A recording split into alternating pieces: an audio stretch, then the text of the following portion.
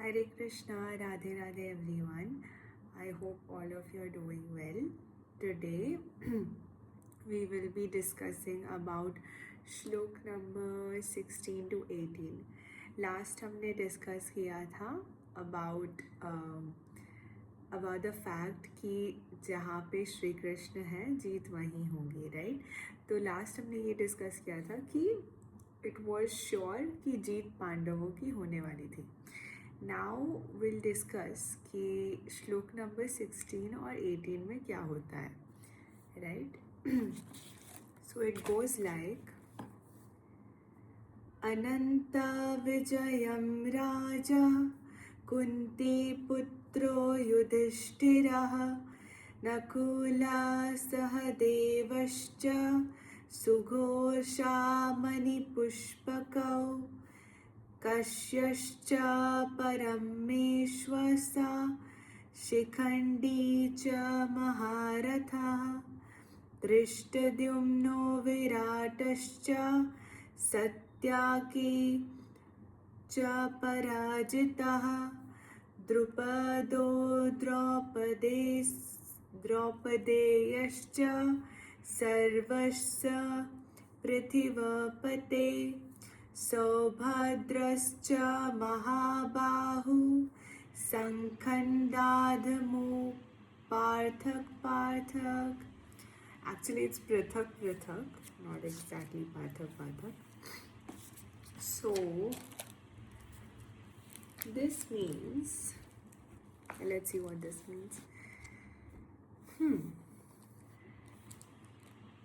It says, हे राजन, कुंती पुत्र राजा युधिष्ठिर ने अपने अनंत विजय नामक शंख बजाया तथा नकुल और सहदेव ने सुघोष एवं मणिपुष्पक शंख बजाए. महान धनुर्धर काशीराज, परम योद्धा शिखंडी, धृष्टद्युम्न, विराट, अजेय, सात्विक, द्रुपद, द्रौपदी के पुत्र तथा सुभद्रा के महाबाहु पुत्र आदि सबों ने अपने अपने शंख बजाए.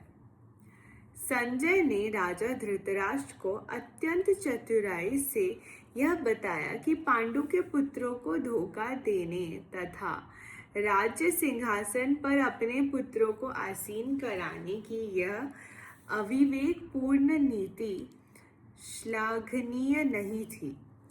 लक्षणों से पहले से ही यह सूचित हो रहा था कि इस महायुद्ध में सारा कुरुवंश मारा जाएगा.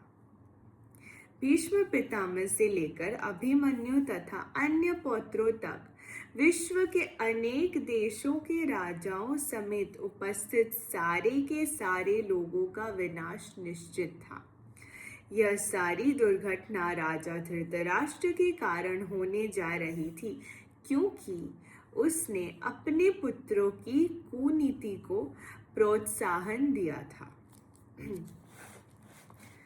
दिस मीन्स दैट यहाँ पे ये डिस्कस हो रहा है कि सबसे पहले तो सारे जो योद्धा थे उन्होंने अपने अपने शंख बजाए. जैसे हर किसी के शंख का एक नाम था. युधिष्ठिर के शंख का नाम था अनंत विजय. और युधिष्ठिर जो थे वो कुंती के सबसे बड़े पुत्र थे, मतलब पांडवों में सबसे बड़े भाई थे युधिष्ठिर, है ना. फिर आते हैं भीम, अर्जुन, नकुल, सहदेव.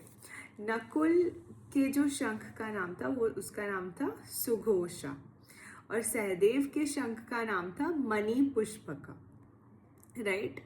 और कुंती, बिकॉज कुंती के हस्बैंड का नाम था पांडु, दैट इज वाई उनके जो 5 पुत्र थे उनको पांडव मतलब बोला जाता है. नेक्स्ट वी कम टू कि काशी के राजा Shikhandi, Dhrishtadyumna, Virat, Satyaki, Drupad, sons of Draupadi and son of Subhadra who is Abhimanyu.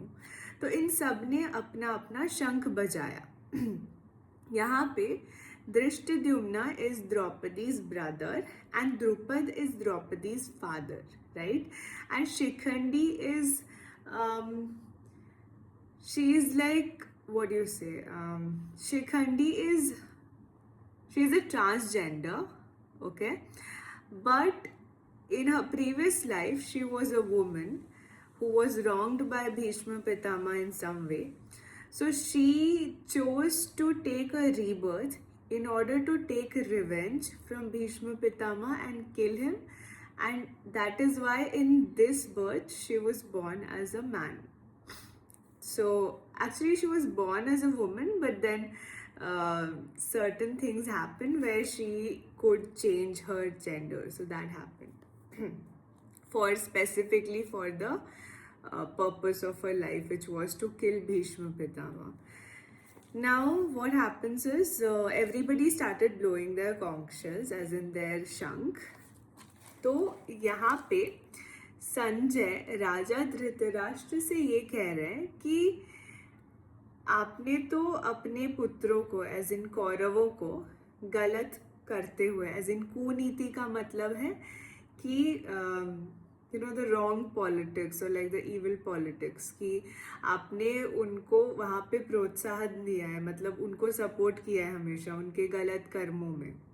तो अब इसका नतीजा तो यही होने वाला है कि आप मतलब सारे कौरव हारने वाले, और जितने भी लोग कौरवों को सपोर्ट कर रहे हैं, जितने भी राजा और योद्धा कौरवों की तरफ से लड़ रहे हैं, वो सब इस युद्ध में मारे जाने वाले हैं, सब कोई मरने वाले हैं एक्सेप्ट फॉर पांडवर्स. ठीक है, और पांडवों के तरफ से जितने लोग लड़ रहे हैं ऑब्वियसली वो लोग भी मरेंगे, लेकिन पांडवों का ये चीज़ श्योर था कि they will be alive and they will be winning and they will also have the fortune with them.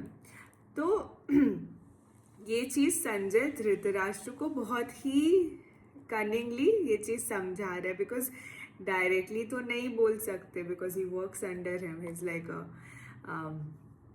he's like a subordinate you can say. तो so this is what he's saying. और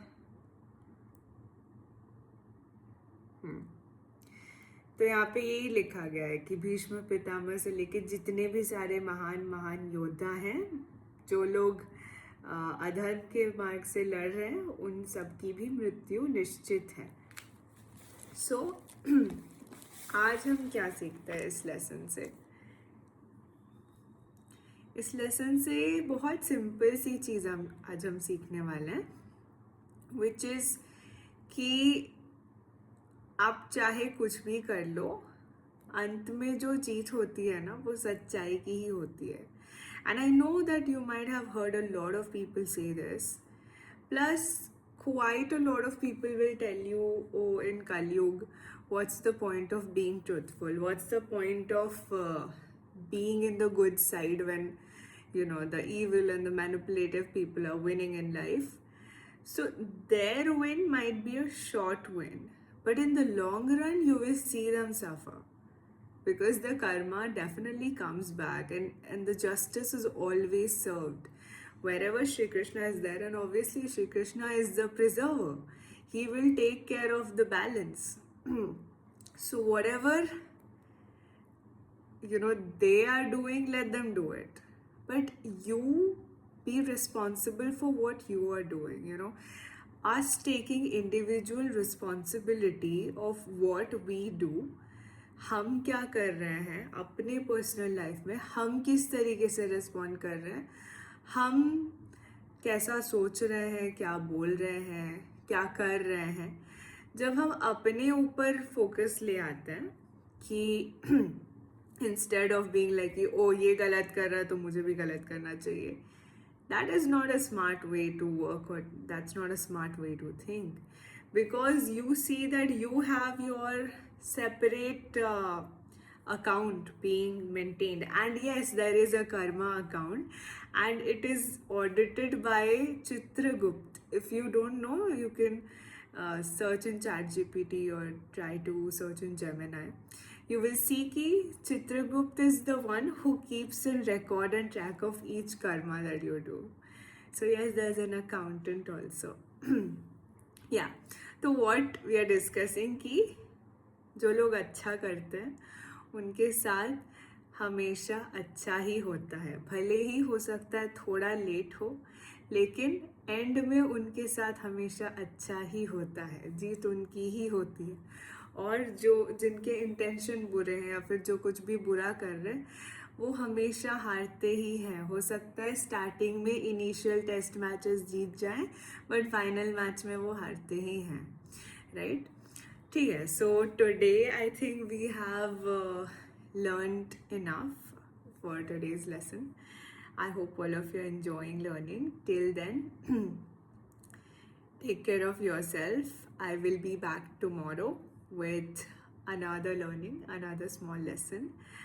And please don't forget to share, subscribe, and like to my YouTube channel and share it with your loved ones, because it doesn't hurt anyone to learn something, specifically something that can change it and transform their life. So yes, that will be really, really impactful for them.